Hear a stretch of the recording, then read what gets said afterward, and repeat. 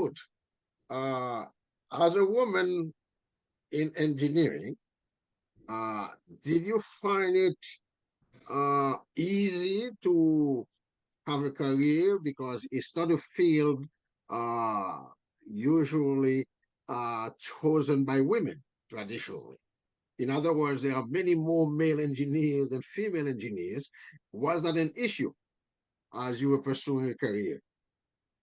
Um, the And funny if so, what kind of advice would you give to young women who want to become engineer or would ever thought of becoming engineer or might somehow say, oh, well, I think I might want to try that. All right. um, I'll tell you, I've had women telling me that it was challenging for them. I think my challenge was overcoming my language, over Mm-hmm. overcoming that language barrier. Um, I felt personally that I was always accepted and respected as a woman engineer, right? And I'll tell you the reason why is because I came across being confident of the value that I'm bringing to the table, right? But that doesn't mean that there aren't challenges, because there are significant challenges. But I chose to put aside any other potential challenges that could be there for me and focus on the path that I really want to take. There's been very few women, and to this day, as very few women, engineers at my career level whom I've met out there, particularly Black women.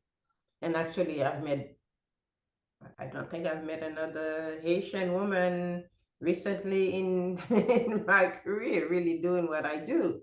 But the challenge is us, first and foremost. And I'll tell you that the challenge, first and foremost, is us, meaning that we need to not put a roadblock in the way, right? Because we set our own roadblock thinking, okay, since it is a field that is mostly men, then, oh, they're not going to accept me. Why am I going to fight? No, you go for it. Go for it. You like it, you go for it, and you'll be successful at it. That's first and foremost. The second one is you'll find that 90% of the time you're the only woman in the room, right? Don't let that be a challenge for you. Don't let that stand in your way, right? Because you know what, though? You have a voice. And if you're using your voice, you will be heard, right? Even those who try to dismiss you, your voice, the way that you come across, will force them to come and listen to you, right? That's the second one. And the third one is use it to your advantage, use it to your benefit, right? Yes, you're one of the minorities. Drive for the minority changes. Try to pull other women with you as best as you can. Try to mentor other women to actually try to be part of your world. So that's one of the things that I'm continuously doing, trying to get more women to participate in this field. Now, I'll take it one step further. Um, Being an engineer is not just being an engineer. And at times we think that we have to be within engineering. No, it's a broad field. Product management also requires engineering skill sets. You can go in other part of the business where you actually gain other skill sets and leverage them for you to be more successful. So have there been challenges? Yes. I've seen myself not getting certain opportunities, but I don't let that stand in my way. I continue to drive, and we need to continue to drive the fact that can, we are providing value, that our voice needs to be heard. And by the way, another thing that I tell women is that women think a little bit differently at times on the same issue. And this is where diversity is very important in any corporations, right? Because diversity of thoughts coming from a different perspective help elevate the business and help the company be more successful, right? In their way of approaching their customer base. So that's why you Mm-hmm. find a lot of companies right now are driving toward a diverse workforce. And that diverse workforce is not just a male or women, right? It's male, it's women, but it's also women from different backgrounds. somebody like me from Haiti running Mhm. a company, global headquarters in India, right? I come in with a different mindset. Getting another woman from a different part of the world to also run the business, getting another man from different part of the world to run the business. So diversity is a key change that all companies are focusing on right now. So I said, let's use that as well to your advantage for you to try to drive to make progress. We don't all have to go into medical field. I remember my dad wanted me to go into medical field, and I remember telling him I can't go into that field at all. I don't understand it, and I can't see blood, and that's an issue for me. This is the path that I wanted to go, and it paid off for me, even with all of the challenges that we face. Wonderful. Thank you very much. Eve, Yes, sir. well, in the public's imagination, an engineer is a nerd, like all STEM people. All STEM people, science, technology, engineering, mathematics, is a nerd. All they know is science and technology. And yet here you are, widely read in all kind of disciplines, great traveler, collector of art, and so on and so forth. Are these mutually exclusive, Oh, like people think? I mean, And how do you reconcile the two? you just have to be curious, basically. If you are very curious, about your environment, where you are, then you will be a good engineer. That's Hmm. that I said, curiosity, right? You see a problem, you want to solve it. And how do you become curious? I mean, if you're curious, you're gonna, read a lot, right? You're gonna try to absorb more information. It doesn't matter, if it's science or geography or what have you, right? You will try to absorb more information to inform your decision. And that's what, that's how it is. So it's not really mutually exclusive per se, but you don't have to have all these, interests to be a good engineer. And you don't have Hmm. to be a whiz, at math. You don't have to be a whiz in physics to be a good engineer either. You know, Again, it depends on your interest and what type of engineering you're interested in. But as long as you know what you getting yourself into or what you're interested in, right? If you want, you're interested in solving problem, in a logical and methodological way, then yes, you're going to be a good engineer, and you have to stay curious. You have to keep Hmm. informing yourself, and that's how you stay a, an engineer, to be a good engineer and stuff like that. And to answer your question, no, they're not mutually exclusive. It depends on your interest, and stay curious. That's what I say. Oh, thank you very much. Well, I really thank you too for taking the time and answer our questions. I don't know if Jonassaint has any more questions, and I think that our audience really will appreciate the answers, Yeah, because again, we are outsiders and we need the real deal from insiders. And we thank you again. Well, thank you very much for having us. if you allow me, I have two questions, but I think Lourdes already responded to one of my questions because the question was, what could be the path for young Haitian to get successful in both in the big corporation in science? I think you already lay out this thing, but my question for Yves is different. It's about you have an experience in teaching high school and university. That's a very broad experience in teaching. I don't have it because I taught only in university level. So I never faced the problem to the high school system. And so my question is, what could be, in your opinion, the best way as an instructor, even in the university level or high school, to help our kids to take advantage, okay, of the American Academy, because we have a lot of wealth there, and to be successful? What could be your advice to us who don't have this broad experience of being a teacher and also working in the business, the real life, we can say, out of the bubble? Well, first of all, I hope the teaching, profession has changed, in the past 25 years or so that I left it, for the better.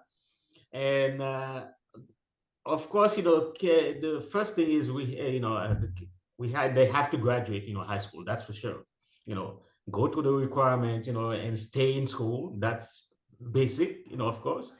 Once you graduate high school, then know that there's always a path to go to college. It's a myth that college is too expensive, you won't be able to go, you're too poor. There's always a path. If you're willing to explore, and you will find a path, will find a way to go to college. That I assure you. You can start, with an associate degree. For example, me, when I started college, I started in junior college. I graduated with an associate degree first, and then I transferred to a senior college after that. So there's always a path. So don't see roadblocks, see opportunities. Once you graduate high school, there's always a path. Don't Yes, it requires money, but I assure you, there's always a way, for you to, go to college and at least, get an associate degree, and then, pursue your passion, after that. But I think maybe I didn't phrase correctly my question. It's not about the students, but the instructors. Sure. What I can do as an instructor to help those students, because I saw more and more the failure of the system, especially for the Black folks. Mhm. They are not successful in the college. They are really have a lot of problem, and I don't know really what we can do to help them, because the real success is to go to college, then to enter in the workplace, to have a great position. When I saw students having their degree and selling coffee at Starbucks, I feel very sad. Yeah. I see what you mean, but I've been out of the education system for a while. But from my perspective, what I think we need more is much more hands-on training, much more practical training, right? Instead of those, the kid can still learn physics and math and all of this good stuff in school, the basics, English and stuff like that. But a lot of them graduate high school with no real skills for the real world. Even in college, certain colleges don't really actually teach real skills. It's much more, soft skills. Okay, you learn math and science. How do you apply those things? Even in some engineering schools, they're just used to the labs, and that's about it. They need practical experience. So, for example, from where my son goes to school, it is required that he goes to internship. 1 year internship, practicing what he's learning in school. So when he graduates, he doesn't feel, okay, what do I do now? Just find a job, but what kind of job? He already has an idea of what, the industries, what type of industries you can apply to, and what the job entails, and all this is good stuff. So, and we can also start that in high school. It doesn't have to be college. And as most people are not college graduate, but that doesn't mean they're not going to be successful in life, right? Yeah, of They can course. still graduate in high school with practical, skills that they can apply in the real world. I'd like to add to that. I Mhm. think in general, professors and instructors need to seek partnership with the corporate environment. And by that, what I mean is invite guest speakers to your classes. Have them talk to the students about their career, their experiences, and path toward achieving their goals. Because I think that there is, especially in the Black community, and when I say Black community, I'm generalizing in total. We don't have a lot of leaders in certain roles in the workforce, right? So therefore, you'll find that the kids will say, yes, I want to be an engineer, or I want to be a nurse, or I want to be a doctor, or I want to be a lawyer.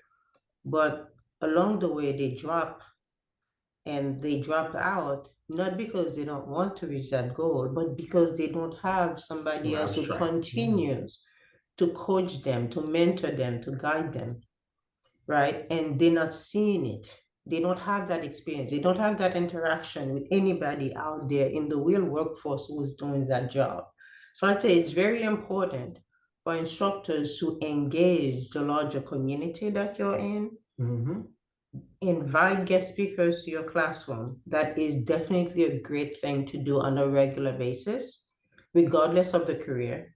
But in addition to that, have the students go to corporate environment.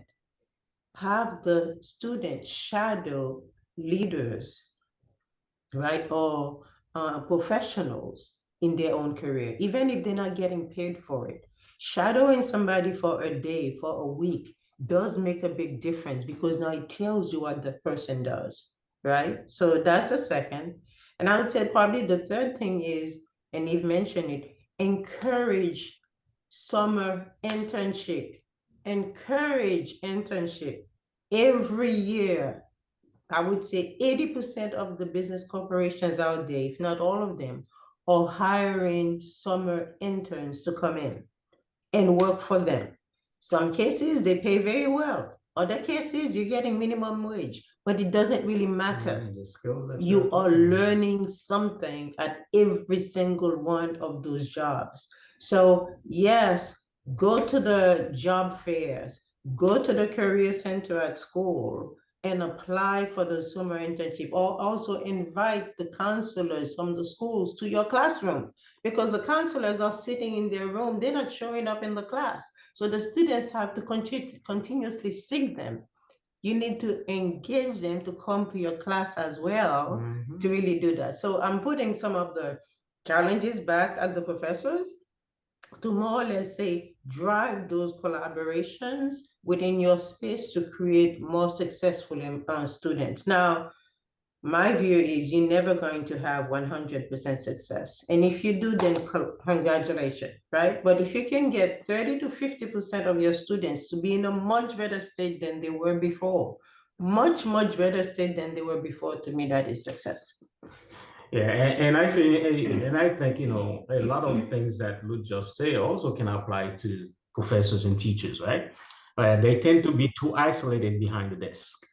If they can take more, a concrete, let's say practical, view of the field that they're teaching, for example, right? If you're an engineer, if you're teaching engineering and you don't know what engineers do out there, how can you teach it, in a practical manner and much more effectively? Then they need to get out there and even shadowing, a professional themselves and see what, a professional engineer, does, and then, bring that back, to their classroom. So it's not just the, student that has to be out there, but the professor has to also keep track or keep updated, on their skills. Get out of the ivory tower, in other words. Exactly. So that. So I appreciate your help on this matter, and thank you so much. It was very, very enlightening, and I would say that our audience will appreciate all the information, uh, both general and personal, and that it would help them, especially the young ones. It will help them see more clearly where they're going. So Right? I'd like to add one last thing before I drop. Gen AI, generative AI, Gen AI, Gen AI, Gen AI. That's the trend. That's the word in the market. So I'd say any one of our kids or anyone out there who's thinking to go into engineering school, who's thinking to go to data analytics school or so on and so forth, make sure they learn about Gen AI. in general. If they don't learn about AI, it's going to be very difficult for them to find a job 3 years, 4 years from now.